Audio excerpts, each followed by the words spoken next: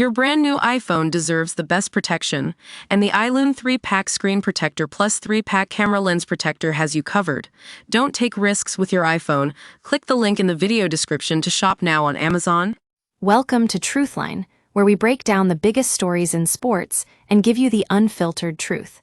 Today, we're diving into college football betting chaos and why underdog spreads are the way to go. We've seen 6 ranked teams take a tumble this weekend, including Florida State, Penn State, LSU, Georgia, USC, and Georgia Tech. That's not just a bad day, that's a pattern. Penn State coach James Franklin is now 4-21 against top 10 opponents overall and 122 against everyone else. That's what happens when you don't bake volatility into your thinking. You're paying too much for perception. Now, I know some of you might be tempted to lay heavy chalk with big-name programs because it feels safe. But let me tell you, that's just a trap.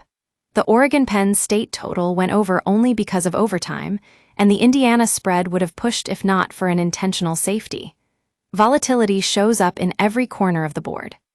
Coaching is often the difference between a live dog and a long shot. Take Georgia's loss at Alabama, where Kirby Smart struggled to solve the matchup problem. 1-7 against Alabama, 0-4 ATS this season, and 3-14 ATS over their last 17 games. Meanwhile, Oregon is now 12-5 ATS against ranked teams under Dan Lanning. When it comes to college football betting, price means looking beyond the number itself. Don't just fall in love with rosters or logos, fall in love with numbers. Penn State losing to Oregon was predictable because Franklin's track record in big games is abysmal. 4 wins in 22 tries against top 10 teams is an identity. And that's where underdog spreads come in. If volatility is the rule, not the exception, then underdogs become more valuable and more dangerous than the market wants to admit. Through 5 weeks, underdogs are 125-121 against the spread, but just 61-86 outright. That's right, dogs cover a little more than half the time, but they win outright only about 1 in 4. So why do we keep chasing all of them? Because chasing all of them is a slow bleed, and the juice will eat at you over time.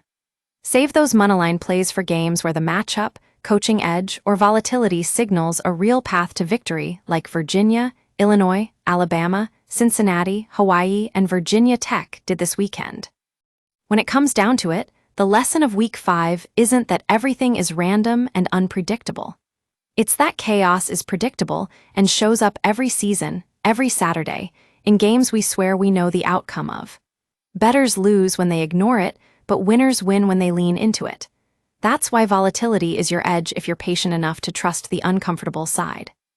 So next time you're deciding which teams to bet on, remember, volatility is your friend.